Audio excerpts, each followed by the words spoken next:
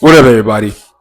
So it's great to be back, and you can already tell by the title what we're going to discuss today and everything. And I hope this is actually a very informative and good video for all of you guys who are watching and who are listening. And if you have any questions or you want to discuss certain things, just leave it in the comment section of this video, and I'm gonna get straight into it. Okay, so. As you all know, I'm sure that even the average person who may not be an individual who knows exactly what's going on in the state of the economy, right? Maybe they don't pay attention to the Fed meeting. Maybe they don't pay attention to certain conversations that's being had on news outlets, that's being had on YouTube. Because YouTube is great. That's where you can find free range of people who are making content. It's more authentic than you would than the news outlet would be, because news is usually skewed to a perspective. They're skewed to a political party, and when you have independent um, content creators, they're able to actually be, I guess, a little bit more unbiased, right? They're able to cover things that I think is just better, is more well rounded, and I'm sure you guys know, if you're just the average American, you don't really pay attention to certain things, that times, maybe getting a little tougher, right? In terms of your finances, in terms of maybe even looking for a job or a position. And you're starting to see companies, we saw the past couple of months, a lot of these tech companies were laying off people, right? Workers and stuff. And there's a lot of jobs that's not, I would say higher end positions that are not really looking to hire a lot of people, as it what once was maybe about 2 years ago, right? So things are definitely changing. Our pockets are definitely being impacted, in terms of just how we all feel, when it comes to being secure, being able to have, I would say, excess finances, and to the way and to the point that we had it previously, right? So, um, you may be a person going out to the store. You're starting to contemplate more. Why are things so expensive? Why am I paying for this, paying for that?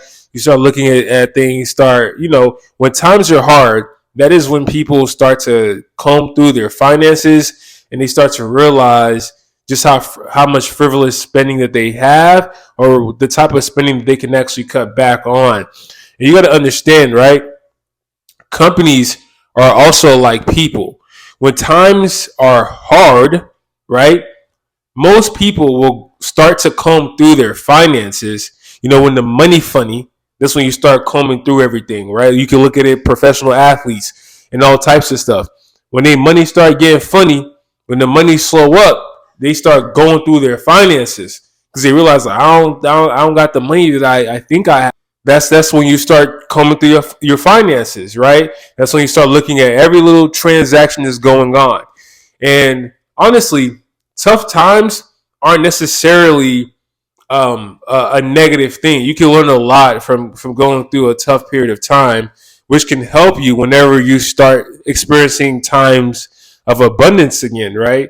It'll help, your mindset and the things and the actions that you need to do moving forward in the time of abundance. So because you always know there's always going to be times where things aren't necessarily the best, right? Of course, you're going to be stable. You're going to be able to have food on the table, be able to take care of your bill. But there are times where money may not be the same amount you were receiving at one point. You know what I'm saying? It's a cyclical thing, and things always uh, transverse, right?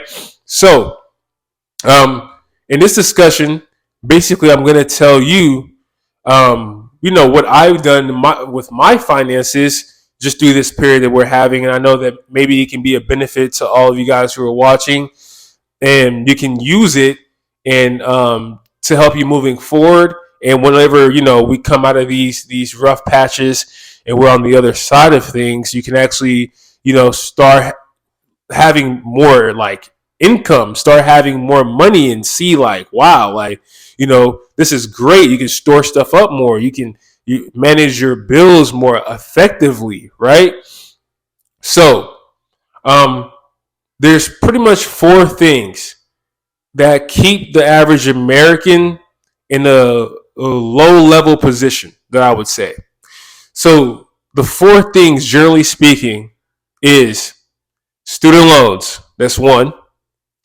Car loans. Two. Mortgage, house payment, rent. Three. Four, medical bills. Those are the four things. And I think those pretty much encapsulate a lot of stuff for everybody who's watching me right now, right? Really, and in no particular order. It's just a generic ordering that I gave, right? So we're going to talk about each one of those, right? So when it comes to mortgage, that is usually, in rent, is usually the highest payment a person is going to have to pay. Usually is what eats up a good percentage of your finances. So when you look at your finances, and you figure out where all your money is going, primarily speaking, a large chunk of it is through your mortgage. So one thing you want to do, right? There's a rule. Make sure that people say is your pre-tax income. Your mortgage should be no more than 30% of your pre-tax income. And if you want to even make it, if you want to have like a little lower number, right, to maybe so you can save more money, you can actually do post-tax income, which your post-tax income would actually be less. So you'll be looking at a cheaper like rent payment or mortgage payment, right? So that's what they say. So a lot of people are in houses that is a little difficult for them to afford, and I understand that's okay. That's not necessarily like, it's not really a fault of your own, of course. You probably thought you could, and when you realize how difficult it is to manage that. And if you made that decision, fine, just stick with that decision. If it's happened, your house will gain in equity, right, over time, and you'll be able to do certain things with that home, whether or not you want to move out, turn it into a rental property, whether you want to sell the house, retrieve the equity, whether you want to do whatever with the equity of that home. It's up to you. You own it, right? So that is a positive thing. But you don't want to, for all people who are listening to me, right, who don't own a home as of right now and is renting, you want to make sure that you're not getting a house, that is too much for you in terms of the monthly payment. Because it's not just the mortgage that you have to, understand and look at. It's also all the other stuff, right? So people mowing your lawn, you got your electricity, gas, et cetera, et cetera, et cetera. It all adds up. That stuff adds up. So just think about it. And make sure it's not more than 30% of your post or pre-tax income. So, and get a house that's really manageable to you, of course. And if you can't get a house, it's okay to rent for the time being. Rent is cheaper. In the long term, renting an apartment is cheaper than owning a home. That's just common sense. No one can say it's not. It is cheaper. So that's one thing, right? We can get our mortgage under control. That helps alleviate a lot of stuff, right? So don't rush into something thinking you want to get this $400,000, $500,000, $600,000 house, even if you are making a substantial amount of money. Because the thing is, why? Why do you want to do that? Why do you want to have a $500,000 mortgage on your head? Why do you want to do that? Even if you are, if it's more than 30%, there's no need for you to do so. You know what I'm saying? So just you're saving more money in the long run, so you can actually enjoy your life. You can do things that you want to do because you have more money freed up. Okay, so Number two, student loans, right? So student loans is a payment, it's a debt as well. The average American literally is suffering from debt. That is literally almost every single American, probably like 99%. They're suffering from some type of debt. They're paying some type of debt. A mortgage is debt. If you have a mortgage, you're paying debt. Simple as that. So same thing goes with a student loan, right? Student loan is you can be usually the second highest payment in individual's life. They're paying upwards of $700, $400 to $1,000 on their student loan payments, right? So what can you do to make sure, for everybody who's watching right now, it's okay for you to go to a community college. It's okay for you to go to trade school. It is okay to look at alternative path that is cheaper. Don't be in school looking at all these people that you think are your friends and thinking, oh man, they're going to this school, they're going to that school, and try to copy that, especially if you don't know what you want to do. Especially if you're trying to go for a degree that doesn't have real world value. Look up your degree. If it has real world value, then maybe it's okay because you will have have a sustainable job. You have a sustainable career, so you can actually make your payments, so that you wouldn't end up in 20,000 plus student loans. And 20,000 isn't even that bad. There's people who are 30, 40, 50, 60,000 and be working at a call center or Walmart or HEB. And if you are that person, it's okay because I know you will get through it, okay? But I'm just saying, most people are pressured into going to college too soon and not knowing what they want to do. And I put a lot of that responsibility on your parents, on the parents, because, especially if you're a parent that went to school in America, you should be able to advise your children a little bit better, right? So it's okay.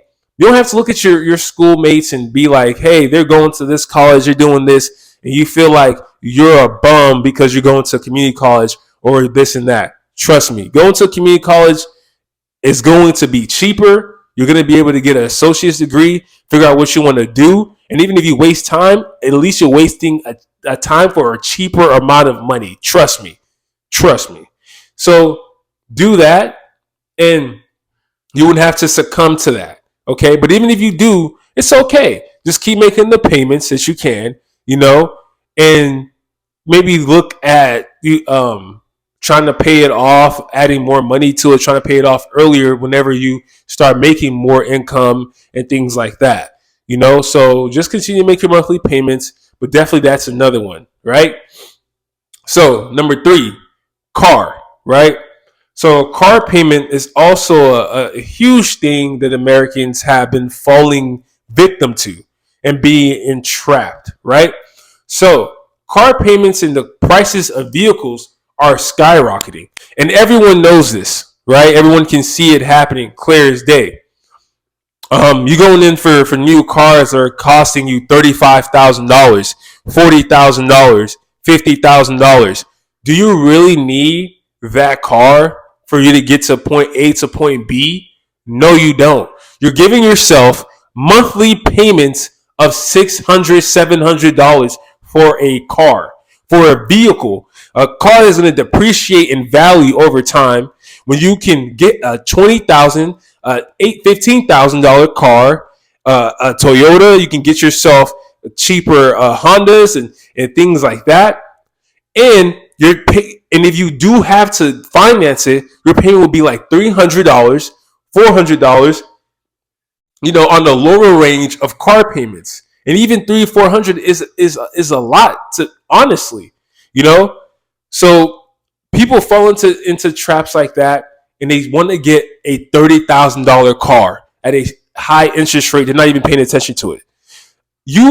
And I know that when we're young, we don't pay attention to interest rates. But I'm telling you, to all the young people who are watching this video, pay attention to the interest rate that you are being charged for your debt, for what you're financing. The interest is what you're going to have to pay over time, and it will literally double the amount of payment the amount of money that you owe. So don't be okay with giving out free money because you think you're a big boy, you think you're a big girl, and you want to get this $40,000, $50,000 car, even $30,000 car. Why?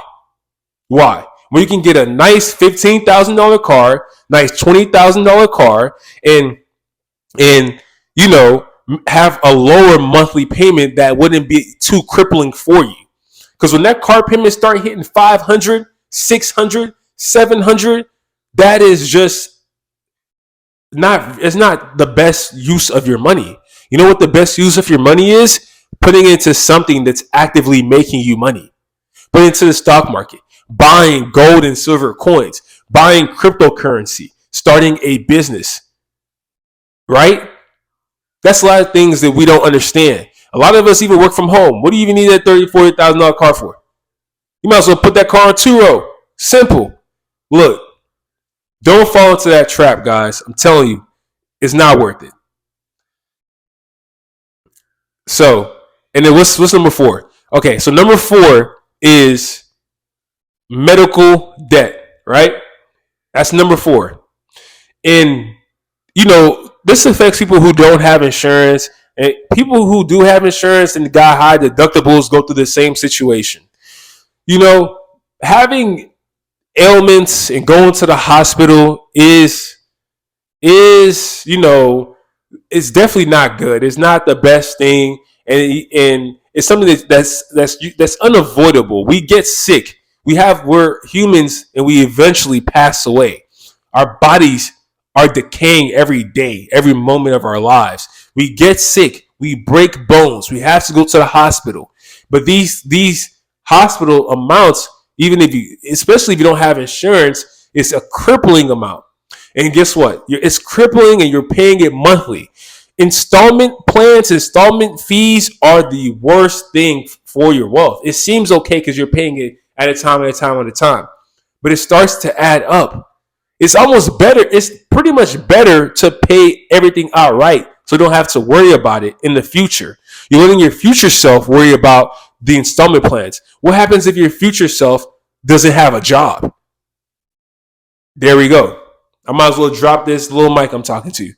So make sure, I know it's unavoidable, and I know that, but man, just try to, you know, if there's certain things that you know that isn't healthy for you. Of course, there's stuff that's unavoidable. I understand, but there's certain things that you're doing that isn't healthy for you. Maybe you're not working out as much. Maybe you're not eating right, eating a lot of junk food, you're drinking too much. You outside on the club every Saturday smoking hookah. You're doing all types of stuff. Maybe try to lessen that. Okay, your health is wealth. Your health is important. And the longer you can sustain a healthy body, healthy lifestyle, the more money you can put in your own pocket. All right.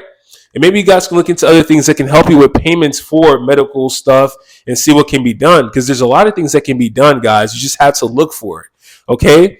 But those are the 4 things that I think that needs to be avoided, so you can do better with your finances. And if you can't avoid them, have them be at a, you know, make them as low as possible. Your car, low as possible. Your student loans, low as possible. Why are you taking out more student loans that you don't need? I.e., you're taking out more so you can go spend your money on frivolous things in college, and spend your money on a car in college, or spend your money going out buying stuff all day, buying PlayStations in college. Just get what you need. What you need. Don't go too crazy. Get what you need. Okay? And make sure you're actually in school for something that's going to make you more money than the student loans you're taking. All right? Be aware of your finances. Don't fall into this trap that they want us to be in, guys. I'm telling you. And once you start being aware of this, start tracking and figure out what all your monthly payments are, and making sure, you know, you can allocate resources effectively, seeing how much you got after all this stuff is, after all your payments to survive is, and then using that money, invest, save a portion of that money for yourself, for a buffer, leave a portion for next month liabilities that you have, and just continue to do that. And over time, it will be better and better for you. Track your spending. Stop buying stuff on finance and stop getting debt. Stop using your credit cards. All right, guys. Hope you enjoyed this conversation. Peace out.